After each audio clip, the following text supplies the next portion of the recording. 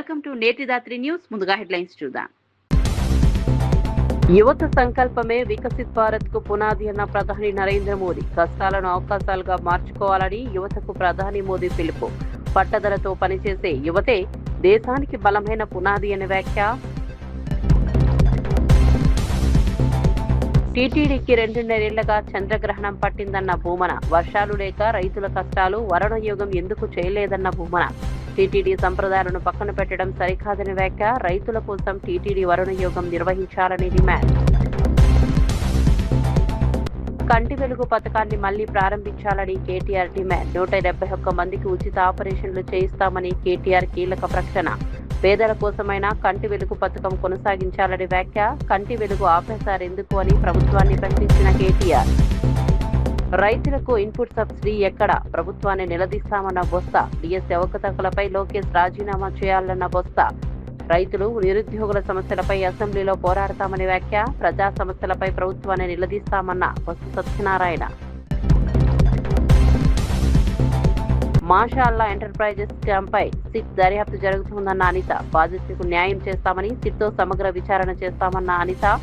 మాషాల్లా scam బాధితులకు న్యాయం చేస్తామన్న అనిత. ఆర్థిక మోసాలపై కఠిన చర్యలు తీసుకుంటామని కీలక ప్రకటన. ప్రభుత్వం నిలిపివేసిన కంటి వెలుగు పథకాన్ని తిరిగి కొనసాగించాలని BRS working president KTR demand చేశారు. సిరిసిల్ల జిల్లాలో ప్రజలకు ఉచిత కంటి వైద్య సేవలు అందించేందుకు బీఆర్ఎస్ ఆధ్వర్యంలో ఉచిత కంటి వైద్య శిబిరాలు ఏర్పాటు చేశామని తెలిపారు. ఈ శిబిరాల్లో కంటి సమస్యలతో వచ్చిన ప్రజలకు వైద్య పరీక్షలు నిర్వహిస్తున్నట్లు చెప్పారు. ఆపరేషన్ అవసరమైన 171 మందికి ఉచితంగా ఆపరేషన్లు చేయించే బాధ్యతను తాను తీసుకుంటానని కేటీఆర్ ప్రకటించారు. ప్రజలకు అవసరమైన కంటి వైద్య సేవలు అందించేందుకు ఈ కార్యక్రమాన్ని చేపట్టామని తెలిపారు. గతంలో కంటి వెలుగు పథకం ద్వారా పెద్ద సంఖ్యలో ప్రజలకు కంటి పరీక్షలు, కళ్లద్దాలు, అవసరమైన వైద్య సేవలు అందాయని గుర్తు చేశారు. ప్రస్తుతం ఆ పథకాన్ని ప్రభుత్వం నిలిపివేయడం వల్ల పేద ప్రజలకు ఇబ్బందులు ఎదురవుతున్నాయని అన్నారు. చాలు చేసినాం. మరి బ్రహ్మాండంగా 4 రోజులు ఇక్కడ వీర్నపల్లిలో, అక్కడ గర్జనపల్లిలో 2 దగ్గర క్యాంపులు పెట్టిండ్రు. 5,000 మందికి స్క్రీనింగ్ చేసిండ్రు, 5,000 మందికి పరీక్షలు చేసిండ్రు. అందులో ఇవాళ 1,350 మందికి, అలా కొంతమంది పిల్లలు కూడా ఉన్నారు.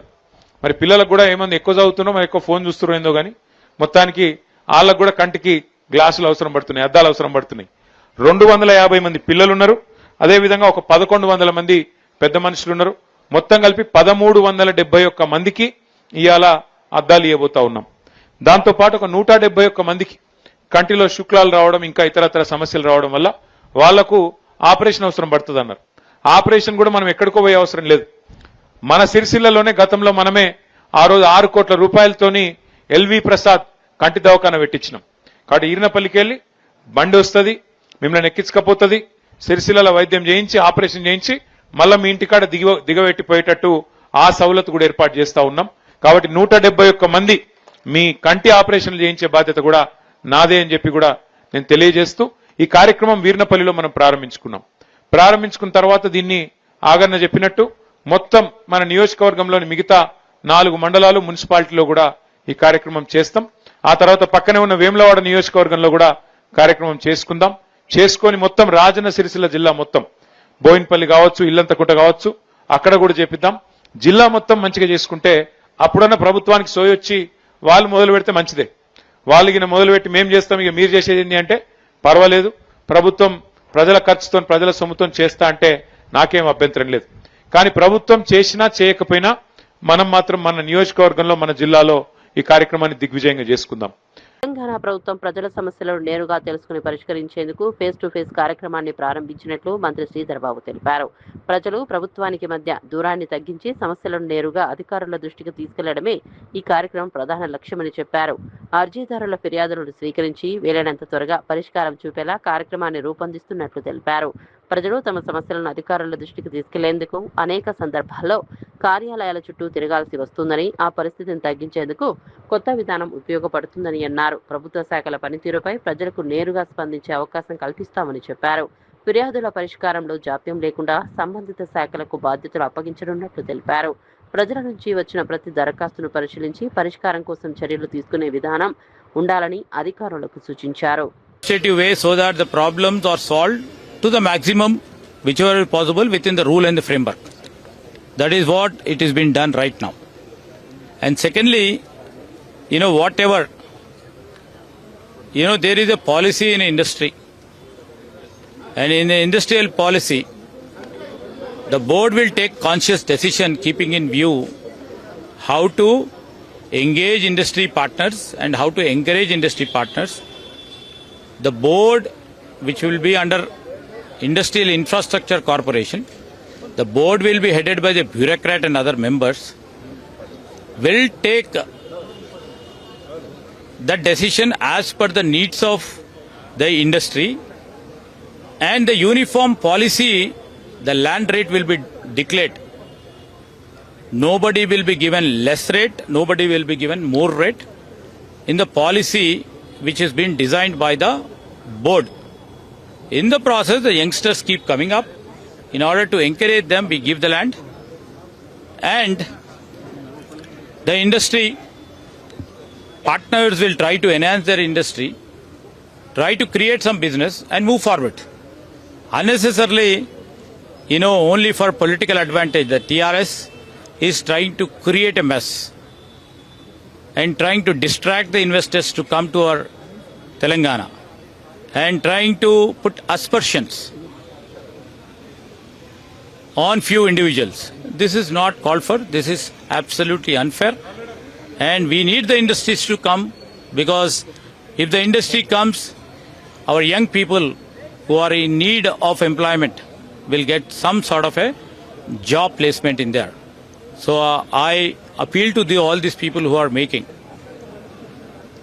what we say, the global propaganda. Try to stop it and be the partner for the change. తెలంగాణలోని 7 ప్రాజెక్టులపై గోదావరి నది యాజమాన్య బోర్డు GRMBలో ప్రతిపాదించిన రివ్యూ అంశాన్ని వెంటనే తొలగించాలని మాజీ మంత్రి ఎమ్మెల్యే జగదీష్ రెడ్డి డిమాండ్ చేశారు. తెలంగాణ ప్రాజెక్టుల విషయంలో ఆంధ్రప్రదేశ్ ముఖ్యమంత్రి చంద్రబాబు నాయుడు కుట్ర చేస్తున్నారని ఆరోపించారు. తెలంగాణలో నిర్మించి పూర్తి చేసుకున్న 7 ప్రాజెక్టులపై రివ్యూ చేయాలని చంద్రబాబు లేఖ రాయడంతో ఆ అంశాన్ని GRMB అజెండాలో పెట్టారని అన్నారు. ఈ అంశంపై సీఎం రేవంత్ రెడ్డి, ఇరిగేషన్ మంత్రి ఉత్తమ్ కుమార్ రెడ్డి, ఇతర మంత్రులు స్పందించడం లేదని విమర్శించారు. బీఆర్ఎస్ ప్రశ్నిస్తే తమపైన ఎదురుదాడి చేస్తున్నారని ఆరోపించారు. కేటీఆర్ హెచ్చరికల తర్వాత ప్రాజెక్టుల రివ్యూ ఉపసంహరించుకోవాలని ఇరిగేషన్ ఈఎన్సీ ద్వారా లేఖ పెట్టించారని జగదీష్ రెడ్డి తెలిపారు.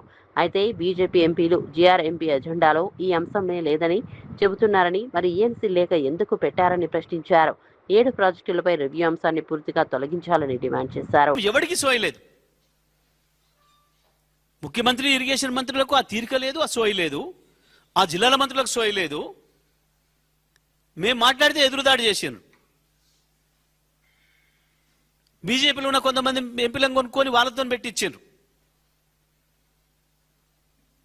నిన్న మొదటిసారిగా కేటీఆర్ గారు వార్నింగ్ ఇచ్చిన తర్వాత ఇరిగేషన్ ఈఎన్సీతో లెటర్ పెట్టించారు. మాట్లాడాలి. ఇప్పుడు ఏమంటాడో బీజేపీ నుంచి డబ్బా కొట్టే ఎంపీలు. నిన్న కాక మొన్న మాట్లాడుతూ ఎజెండానే రాలేదని మాట్లాడాడు. ఎజెండాలోనే లేనప్పుడు నిన్న ఎట్లా పెట్టిండు? తెలంగాణ ఈఎన్సీ లెటర్ ఎట్లా పెట్టిండు? అది ఎజెండా నుంచి ఉపసంహరించండి అని మొదటి రోజే ప్రభుత్వం తీవ్రమైన అభ్యంతరం చెప్పాలి. మేము ఇవాళ మళ్ళీ హెచ్చరిస్తా ఉన్నాం బీఆర్ఎస్ తరఫున, ఎట్టి పరిస్థితులలో GRMB ఎజెండా నుండి కనుక తెలంగాణలోని ఆ 7 ప్రాజెక్టులను తీసేయకపోతే బహిష్కరించాలి మీరు. లేదు తప్పకుండా కేటీఆర్ గారు చెప్పిన పద్ధతుల్లో తెలంగాణ సైన్యం బ్రహ్మాండంగా మీ మీటింగ్ హాజరవుతుంది, సంగతి ఏందో తెలుస్తుంది. ఎట్టి పరిస్థితులలో కూడా ఎజెండా నుంచి తీసేయిస్తారా, లేదు మీరు బహిష్కరిస్తారా నిరసనగా, లేదా తెలంగాణ వాదుల్ని బీఆర్ఎస్ సైనికుల్ని రమ్మంటారా? తేల్చుకోవాల్సింది ఇవాళ ప్రభుత్వమే.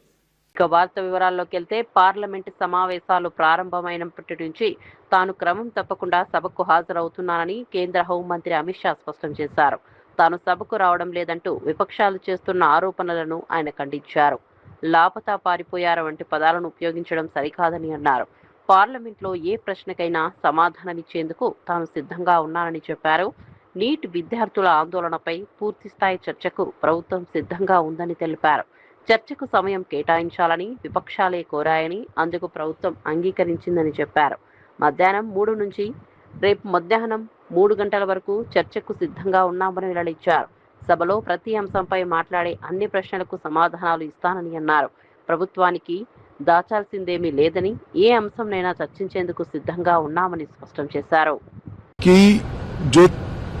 नीट आंदोलन के छात्र प्रदर्शन पर सभी प्रकार की चर्चा करने के लिए सरकार तैयार है और चर्चा के लिए समय सुनिश्चित किया जाए और विपक्ष तैयार हो जाए। पहले तो ये यही मांग कर रहे थे, हमने हाँ बोल दिया। मेरी ओर से भी मैंने कह दिया है कि मैं किसी भी सवाल का जवाब देने के लिए संसद में तैयार हूं, मगर वो चर्चा ही नहीं होने देना चाहते। अब जनता तय करे कौन भाग रहा है। आज भी मैं कहता हूं, आज 3 बजे तक स्पीकर साहब को वो पत्र दे दे। 3 बजे से लेकर कल 3 बजे तक सभी प्रकार की चर्चा के लिए हम तैयार हैं। मैं सदन में ही बैठूंगा, सबको सुनूंगा और सब चीजों का जवाब दूंगा। सरकार के पास छुपाने के लिए कुछ नहीं है। वो भी चर्चा करूंगा कि आपने क्यों चर्चा नहीं चाहिए। भारतीय जनता पार्टी की मोदी जी के नेतृत्व में सरकार, एनडीए की मोदी जी के नेतृत्व में सरकार हर चीज पर चर्चा के लिए तैयार है। संसद वो चलने दे बस।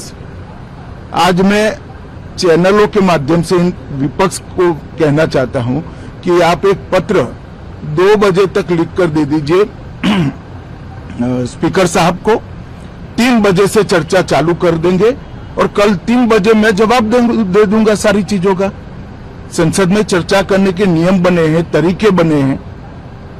अब मुझे कोई कहता है कि आप एक स्टेटमेंट दे दो, इतने गंभीर मसले पर इस तरह से चर्चा नहीं हो सकती है।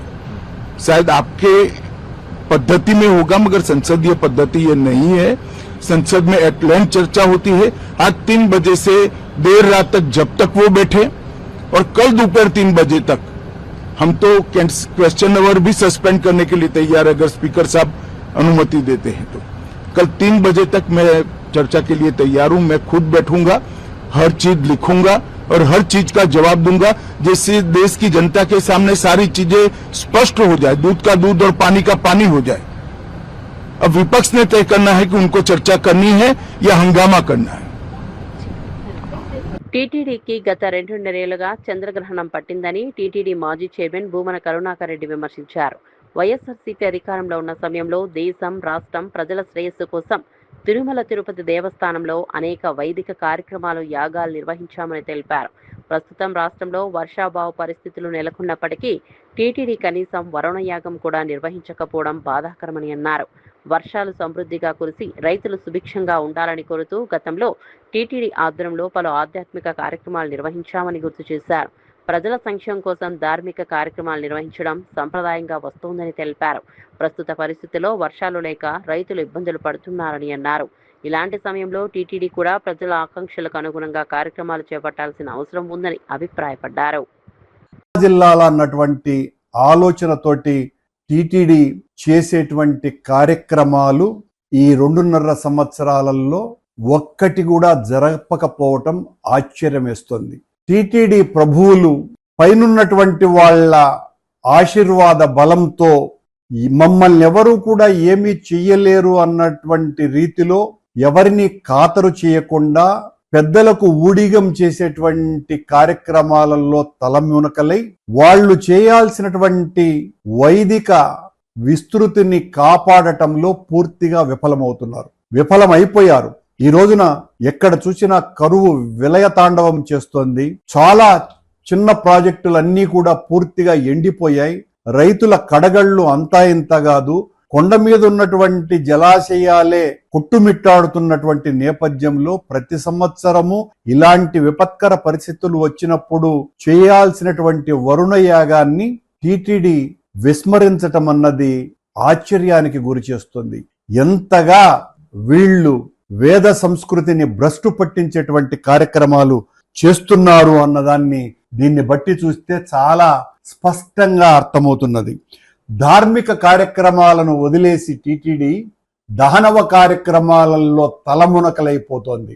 ఎక్కడ చూసినా అవినీతి, అరాచకం, అపచారం, ప్రభువులకు అడుగులకు మడుగులొత్తటంలో తలమునకలై సాక్షాత్తు టీటీడీనే నిర్వహిస్తున్న వేద పరిరక్షణ ట్రస్టు ఉన్నదే దీనికోసమని. దానికి కావలసినన్ని నిధులున్నాయి. కానీ ఆ ట్రస్టు ద్వారా చేయాల్సినటువంటి ఒక్క కార్యక్రమం కూడా చేయాల.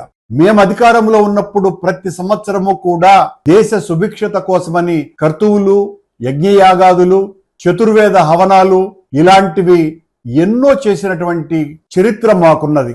చివరకు కరోనా లాంటి ఆ అపాయకరమైనటువంటి విపత్కర పరిస్థితుల్లో కూడా కరోనాను పారద్రోలటానికి యాగం నిర్వహించినాం.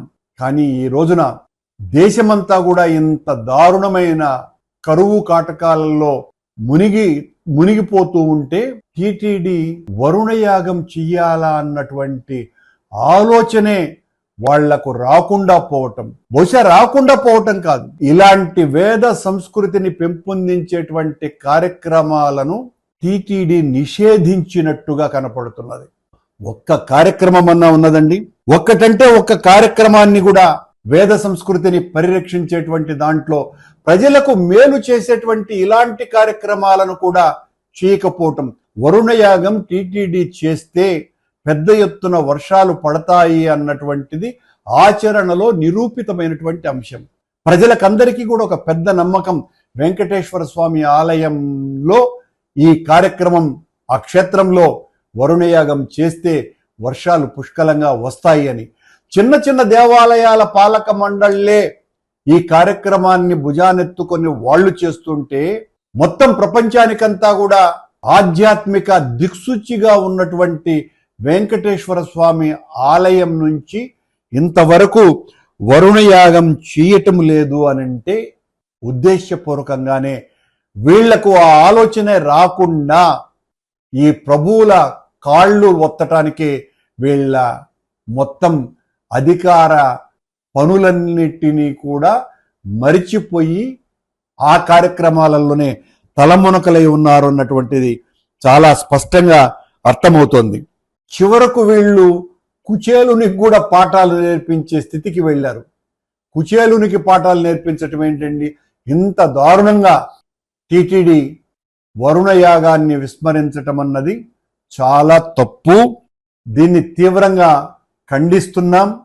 ఇకనైనా వెంటనే మేల్కొని టీటీడీ వచ్చేటువంటి విఐపీలకు ఊడిగం చేసేటువంటి కార్యక్రమాలు కాకుండా టీటీడీ లాంటి ధార్మిక సంస్థ చేయాల్సినటువంటి వేద పరిరక్షణ, ప్రజల సంక్షేమం, వాళ్ళ బాగోగులు, ప్రజలకు జీవనాధారమైనటువంటి నీటి కోసమని వరుణయాగాలు చేయాల్సినటువంటి ఆవశ్యకత గుర్తించి గతంలో టీటీడీ ఎంతో ఘనంగా చేసినటువంటి ఈ కార్యక్రమాన్ని వెనువెంటనే ఇదేదో నేను విమర్శ చేస్తున్నాను కాబట్టి అనుకోకుండా ఇప్పటికైనా బుద్ధి తెచ్చుకొని వెంటనే వరుణయాగం చేయవలసిందిగా అనూచానంగా 100 ఏళ్లుగా సాంప్రదాయంగా వస్తున్నటువంటి యాగాలను పరిరక్షించాల్సినటువంటి దేశ అభివృద్ధికి యువతలో పట్టుదల, అంకితభావం, సవాళ్లను ఎదుర్కొనే ధైర్యం అవసరమని ప్రధానమంత్రి నరేంద్ర మోదీ అన్నారు.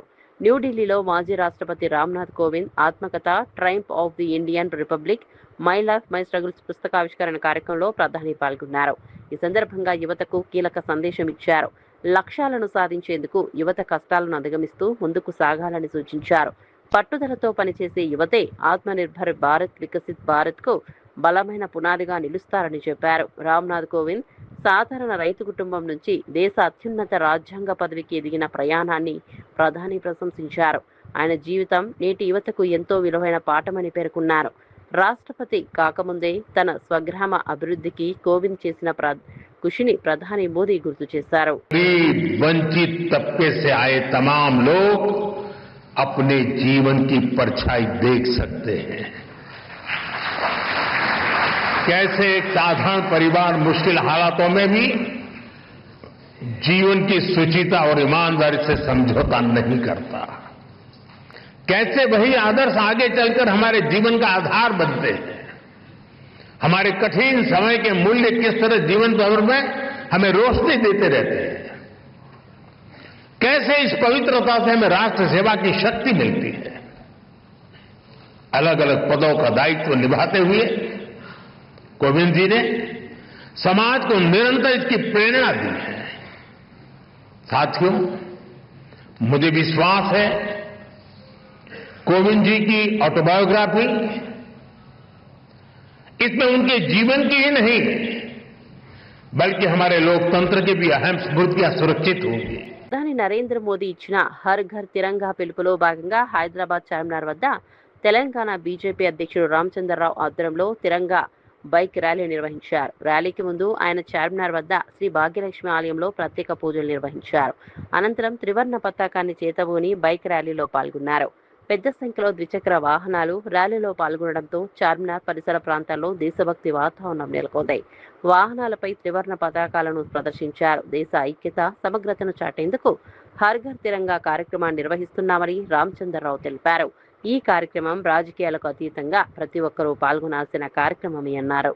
దేశ ప్రజల్లో జాతీయ భావన, దేశభక్తిని మరింత పెంచడమే లక్ష్యమని అన్నారు.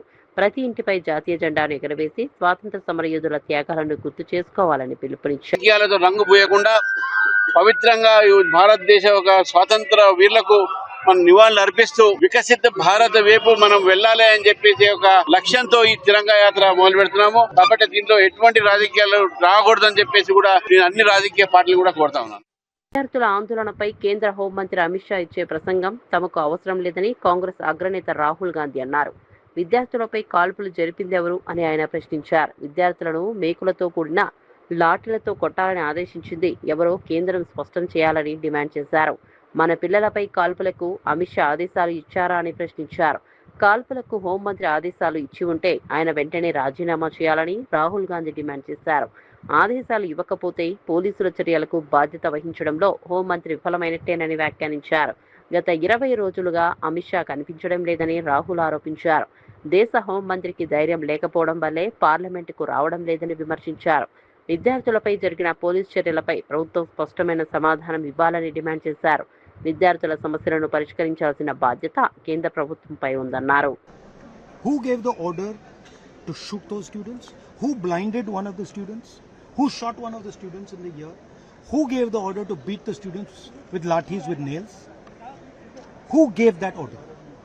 That order was implemented by the Home Ministry. Delhi Police and RAC are both Home Ministry systems. Did Mr. Amit Shah give this order to shoot our children, or did he not? If he did, he should resign because he's culpable. And if he did not, he should resign because he's incompetent. Right? This is आपने मुझसे सवाल पूछा, आप उनको interrupt करते हैं. नहीं, जब वो बोलते हैं सुनिए, जब वो बोलते हैं आप इंटरप्ट करते हैं. आप बोलिए सर. नहीं, मेरा जवाब बोलिए. आप इंटरप्ट करते हैं जब वो बोलते हैं. क्यों नहीं करते हैं? हमें इंटरप्ट करते हैं, हमें 24 घंटा इंटरप्ट करते हैं, मगर उनको कभी इंटरप्ट नहीं करते आप. उनमें क्या स्पेशल चीज है जो पूरा मीडिया चुप करके चूहे जैसे उसके सामने खड़ा हो जाता है? आपको स्टूडेंट्स नहीं डर रहे हैं, पूरे देश में स्टूडेंट्स नहीं डर रहे हैं, आपको भी नहीं डरना चाहिए.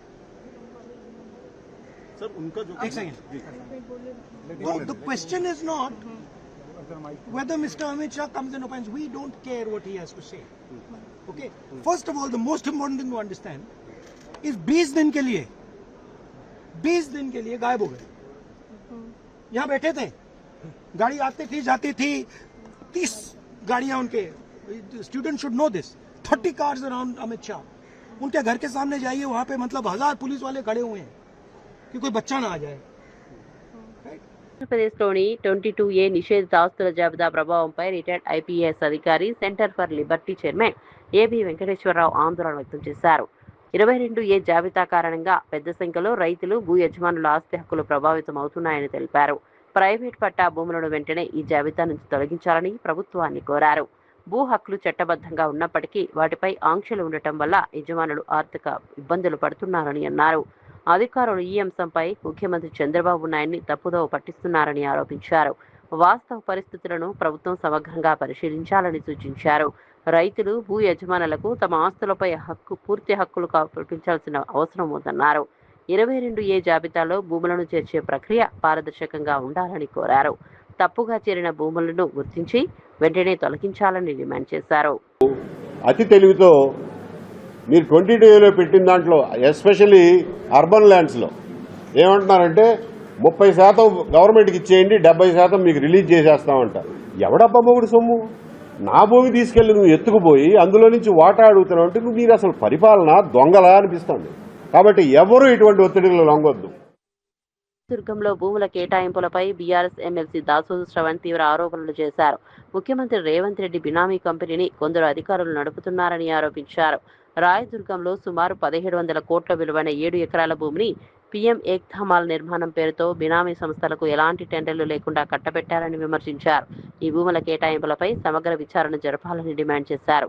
భూముల విలువ, కేటాయింపు ప్రక్రియ, సంబంధిత సంస్థల వివరాలను ప్రభుత్వం ప్రజలకు వెల్లడించాలని కోరారు. ఈ వ్యవహారంపై గవర్నర్, సిబిఐను ఆశ్రయిస్తారని తెలిపారు. దొంగ అగ్రిమెంట్లు, టెండర్ల పేరుతో వేల కోట్ల రూపాయల ప్రజా ఆస్తులను దోచుకునే ప్రయత్నాలు జరుగుతున్నాయని ఆరోపించారు. అధికారుల పాత్రపై కూడా విచారణ జరపాలని డిమాండ్ చేశారు.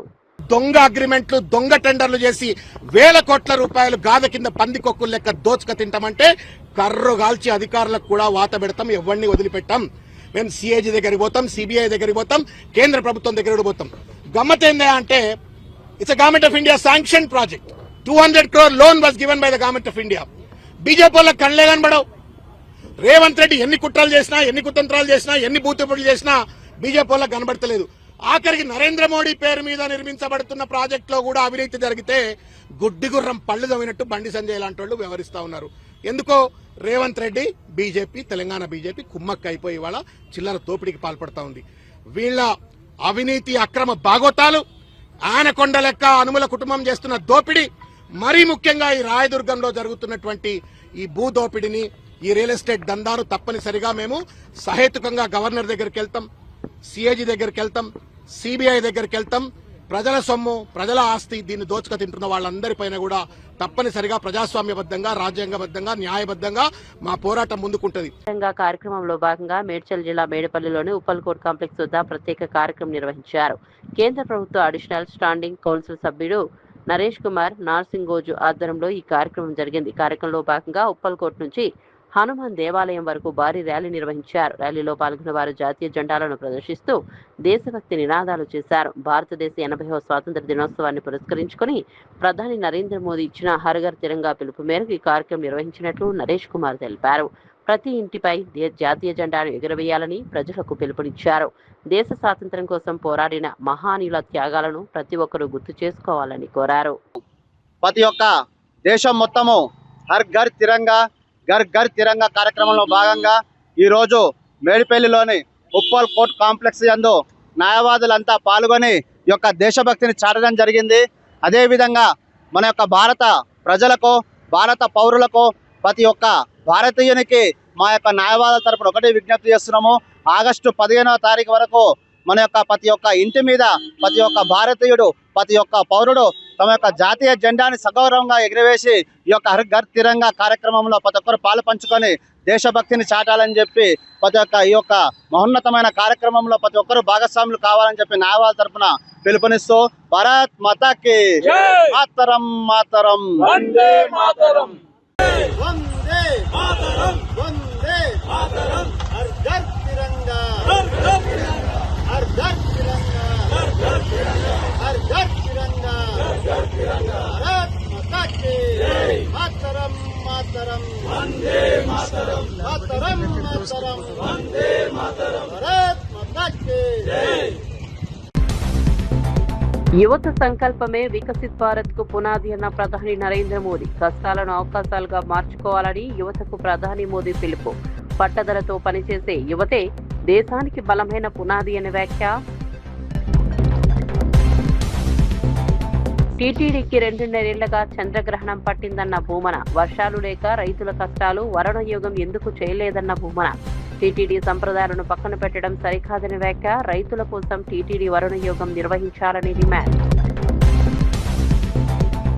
కంటి వెలుగు పథకాన్ని మళ్లీ ప్రారంభించాలని కేటీఆర్ డిమాండ్. 171 మందికి ఉచిత ఆపరేషన్లు చేయిస్తామని కేటీఆర్ కీలక ప్రకటన.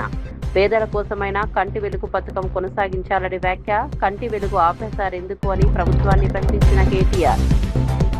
రైతులకు ఇన్పుట్ సబ్సిడీ ఎక్కడ? ప్రభుత్వాన్ని నిలదీస్తామన్న బొత్స. డిఎస్సీ అవకతవకలపై లోకేష్ రాజీనామా చేయాలన్న బొత్స.